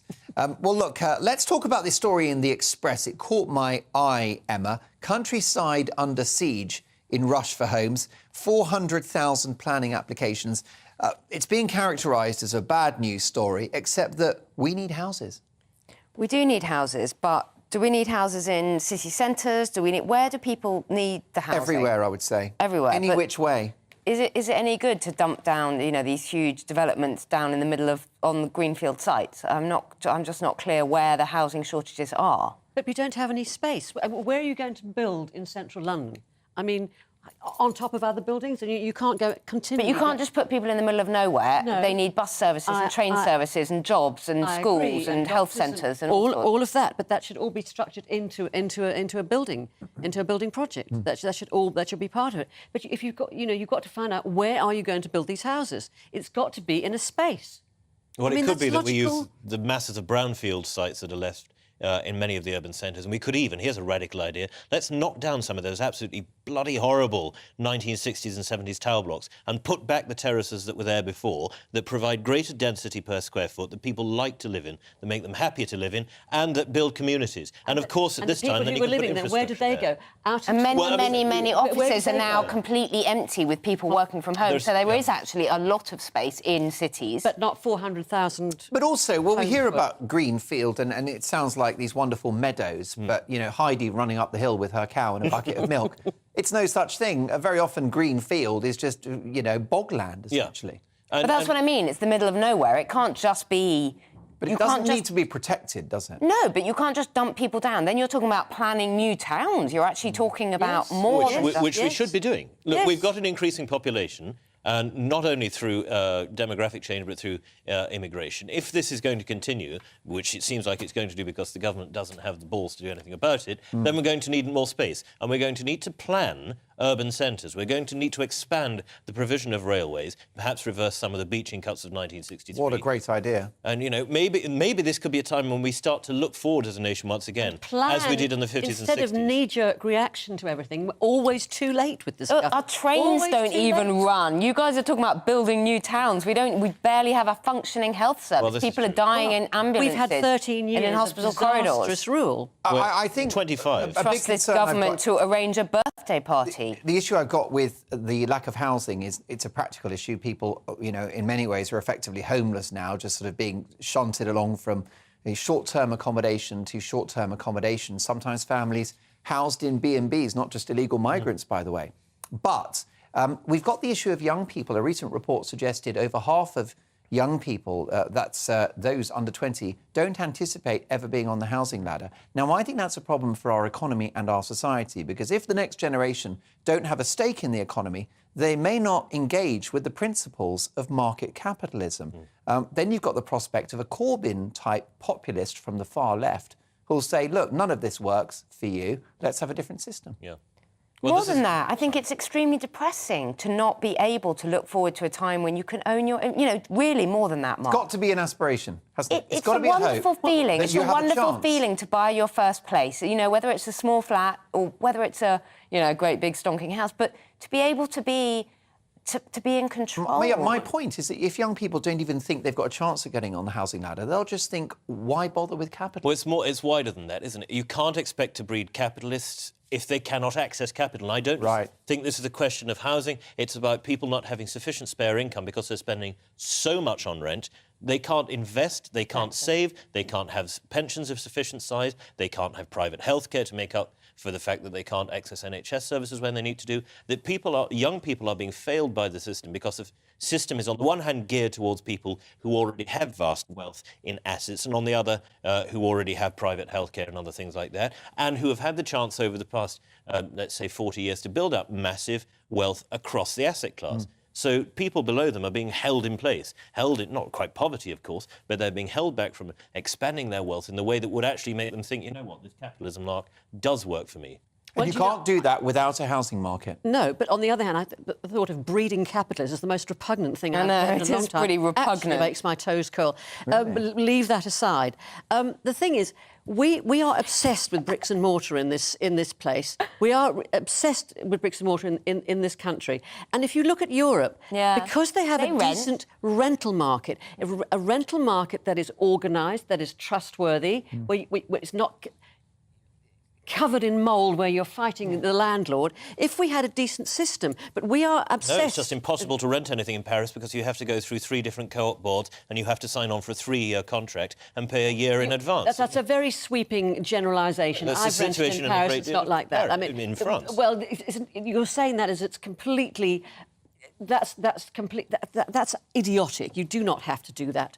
There's a great deal of central Paris where it's incredibly difficult. A great deal of... We're not talking about that. And if you wish to move, it's very difficult indeed. Come on. European-style rent controls are not the answer. What we need is more housing Well, what stock. about Germany, then? What do you know about Germany and the rental market there? The rental market's cheaper, but who wants to rent forever? It's a That's choice. what I'm saying. It's the British way versus the European way. Well, the problem is this is going to exacerbate further the social divide because as older people get older with their big houses, the rich families will leave their wealth and their houses to their children. And other people who will remain poor will be renting for the rest of their lives and totally unstable. But then if you have security in your rental, then that's not a problem. Well, it is for those of us who want, in time-honoured English fashion, British fashion, not to be renting forever. That's what I'm saying. Who want to buy and own and pass on. Can we not just... Do you think owning your own home is potentially a bit overrated? I think it is. But you own your own home, I own my own home. That's not fair. That's not fair that we expect younger people not to own their own home. No, but I think we have to be pragmatic about this and say there could be a different system, and let's look at it rather than saying you've failed to young people. You failed because you can't get on the housing ladder, and you're not going to have a decent life because you can't get on the housing ladder. Some people never get on the housing ladder in Europe, and they have a perfectly decent life. Well, my solution in 3 words: build, baby, build. But what's your view? Mark at gbnews.uk. After the break, I've got the Daily Mail and the Sun front pages. Plus, is modern parenting now too soft? And what's the most ridiculous argument you've had with your partner? Blimey, I could list a few. See you shortly.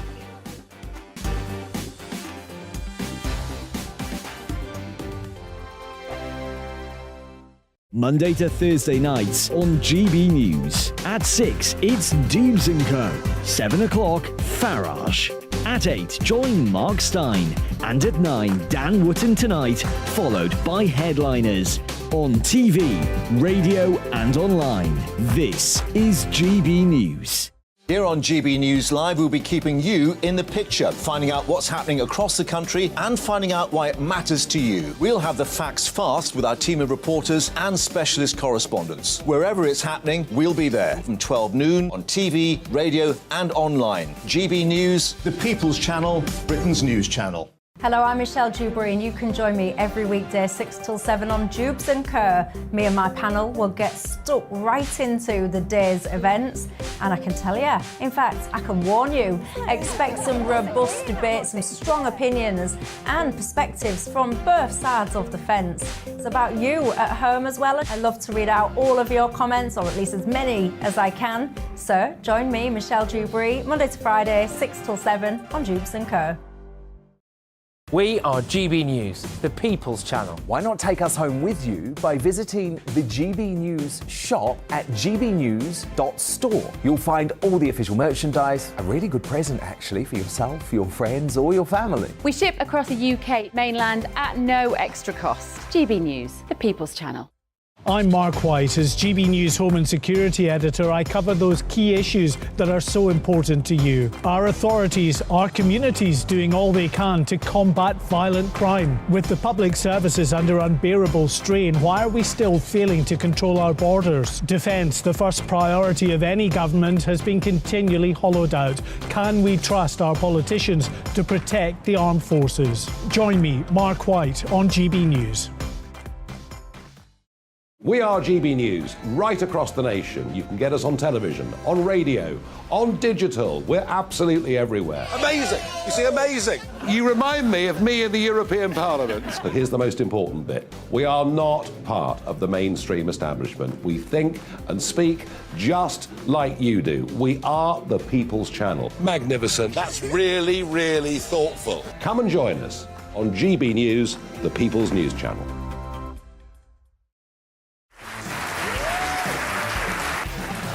My name is Andrew Doyle. Join me every Sunday evening at 7 p.m. for Free Speech Nation. This is a show where we address current affairs and news stories of the week with the help of two wonderful comedian panellists. I brought in comics because I want to give it a lighter edge, and also they work for less. See you there.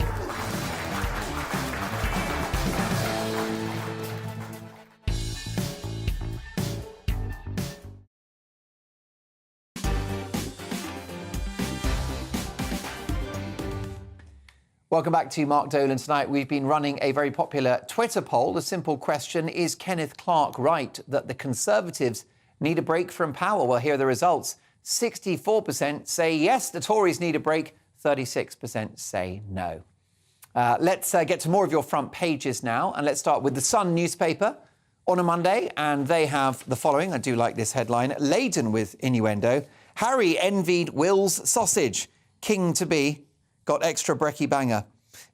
Princess Diana's butler has told how Harry was made to feel less important than William as a child by getting fewer sausages at breakfast. Paul Burrell recalled that a miffed Harry would say, how come he gets 3?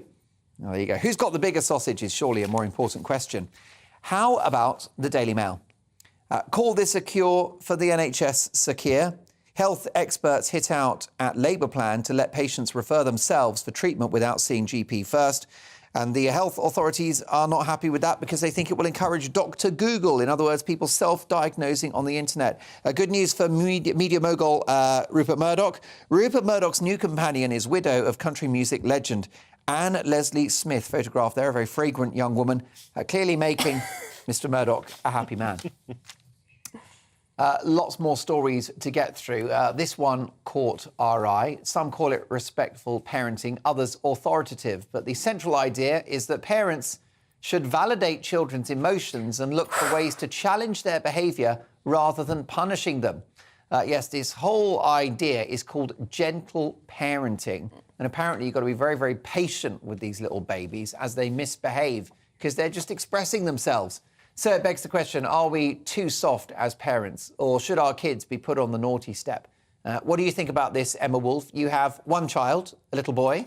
Little bugger right in the middle of the terrible twos. And yeah, when they are lying on the floor in the supermarket, as he was this afternoon, lying on the floor, and you've tried walking away down the aisle and saying, I'm going to come down here now. You've tried picking them up and throwing them bodily over your shoulder. This whole gentle parenting thing is big, and you're meant to sit down on the floor with them and you say, I see you're feeling frustrated. Can I help? You know, you acknowledge their emotions. You don't emotionally overreact. And that's fine when it's, you know, first time they've done it, but when it's the 73rd time they've done it and it's, you know, heavy rain and you're just trying to get out of a shot, well, it's a bit of a nightmare. But gentle parenting is all the rage, and it's very, very hard to do it constantly. Well, it's ridiculous. Gentle parenting is going to produce, if we haven't already got one, a very entitled, narcissistic generation. I'm a big fan of going the other way, the tough love approach. There's a woman called Gina Ford. Are you familiar with her? Yeah. Gina Ford is a childcare expert. I consider her to be a genius, but she's very divisive, like all the best people. And she wrote a book called The Contented Little Baby Book, which I'd recommend. And essentially, it's got a thing called controlled crying. And what that means is that when you put this very small baby to bed in the cot, you let them cry until they fall asleep. You don't go in every 10 minutes. And it's miraculous. Works every time. Yeah, it does. It does. My child now sleeps 12 hours a night because I'm not in and out fussing around. If he wants to sing himself to sleep, that's fine. Or even a bit of crying's all right. A little bit of crying is fine. You know, often they're just overtired and they need to cry. Obviously, if they're in distress. Obviously, if they've got their... I mean, sometimes if he's got his head trapped in between the cot bars, I'll go back in. No, that's a joke. There's another really good book called The Baby Whisperer, The Secrets of the Baby Whisperer, which is sadly written by an author that's no longer with us. But it's clever because it says that babies have got different ways of crying. So if it's pain, like colic, you can hear that and then you should go in. But there's also the crocodile tears, and she teaches you the difference, which I think is good. Now, David, you're a historian.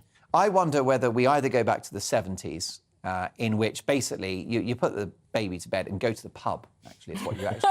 Certainly Dad does. Actually, I've got a friend of mine who said that she lived in a big house, and so basically she was so far away from where the living room, the bedroom, that they couldn't hear her crying. But what about Victorian family values? Perhaps that's the way to go. Children should be seen and not heard. I think there is an aspect of that. This sounds to me rather like what's being called helicopter parenting. It's been called affirmative parenting. It's had many different names over the past half century, but this seems to have been pretty much the dominant trend in parenting, that you're always there for your child, you're always trying to understand them, reason with them, be empathetic. You can't reason with a screaming toddler. They haven't the power of reason. And it's not a democracy. Exactly. This is a different power dynamic. I think the Victorian idea of seen but not heard perhaps works with some children. A triumph. Let's bring it back. Well, does it work with your children? You strike me as someone that had a good, healthy Victorian childhood. Yeah, well, I was left to my own devices a lot of the time. There you go. And now look at you. Well, exactly. A pillar of the community. Brilliant. An intellectual giant, beautifully turned out. Well, I think that there's a great deal to be said for this.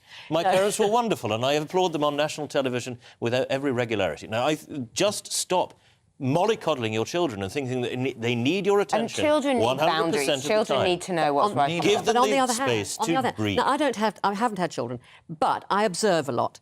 And what seems to me the case is that so many parents do not actually pay attention to their children because they're on their bloody phones the whole time. Seriously, the mother's nose is in the phone rather than actually assessing what the child needs. And talking about a tantrum in a supermarket, my other half, Grant, has a daughter, and when she tantrumed in an Australian supermarket, he got down on the floor and did the same thing. And she was so horrified that she stopped. Yeah. Daddy, you're embarrassing me. That is the trick. That's the superpower. Embarrass the kids. Speaking of actual tantrums, an interesting fight has broken out online. A man posted on Reddit that he bought a cake for his family only for his wife to demand he return it. Instead, he ate the cake with his kids, and his wife now won't speak to him or even share a bed. So, what is the most ridiculous row you've had with your partner? Your other half's here tonight. He is. We actually don't row. The only rows we ever have are in packing. I pack too late and too much, and he doesn't pack nearly enough. You like a Kardashian? Several bags. No, I can fit in, but it's crammed, absolutely crammed. But the one time we didn't argue was when he kidnapped me to Australia for 3 weeks. I thought I was going away for 5 weeks to Turkey, and I packed the suitcase for that. Of course. And then I couldn't find my clothes. And I thought, we had this huge drive. Where are my clothes? Where are my clothes? He said, for God's sake, the taxi's coming in the morning, we'll just go. We got into the taxi, arrived at the boot went up, and he'd packed a secret suitcase for me. Goodness. And said, we're going to Australia for 3 weeks. And that was just a fantastic, I was unbelievable. It was fabulous. But, he packed 7 pairs of shoes. It was unbelievable. Well, David, these trivial fights are sometimes a reflection of deeper problems in a relationship. Well, doesn't it all come down to the difference of the sexes to timing? Men want to be there on time with a bit to spare because, planes, trains, automobiles have bit problems with them, where it seems in my experience of relationships that women like to cut it a bit closer. They like to play with it a bit more. That's true. And it sets me off. I can't deal with it. I want to be there with good time. Plus, the airport's normally got all Weatherspoons now, and you don't want to curtail that experience. Full English and a pint of old speckled hen, that's what I call a holiday. Look, thank you to my brilliant team for 3 fantastic shows. Everyone's worked so hard. My amazing panel as well. Loved every second with them. And most importantly, thanks to you for your company. Don't forget, on Friday, live on the show, Katie Price tells her story. Headliners is next. See you soon.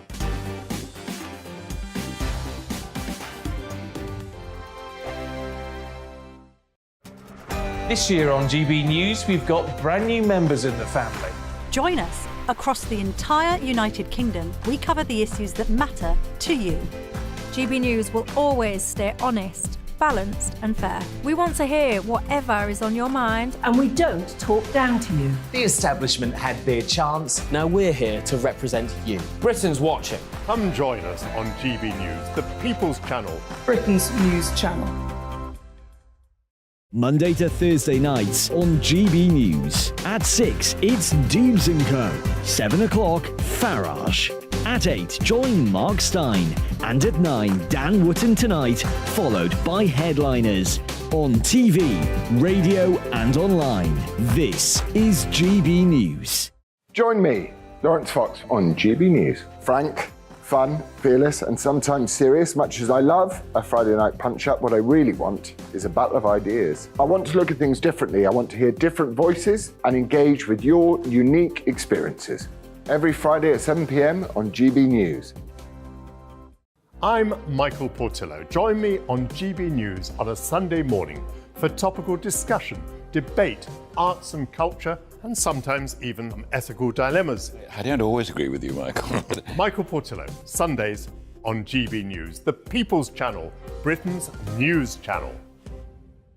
Monday to Thursday, 9 p.m. till 11 p.m. Join me, Dan Wootton. I'll bring you the sharpest takes and hottest debates. Do you not believe in prison? I don't believe in prisons. I'm completely stunned. I guarantee you there'll be no spin, no bias, no censorship. I actually was personally quite offended by it. And no reason to go to bed. So I guess they've always been quite woke. That's Dan Wootton tonight on TV, radio and online. Monday to Thursday from 9 p.m. till 11 p.m. on GB News. The People's Channel, Britain's news channel. Join me every Sunday at 6 p.m. for Gloria Meets. In exclusive interviews, I'll be finding out who our politicians really are.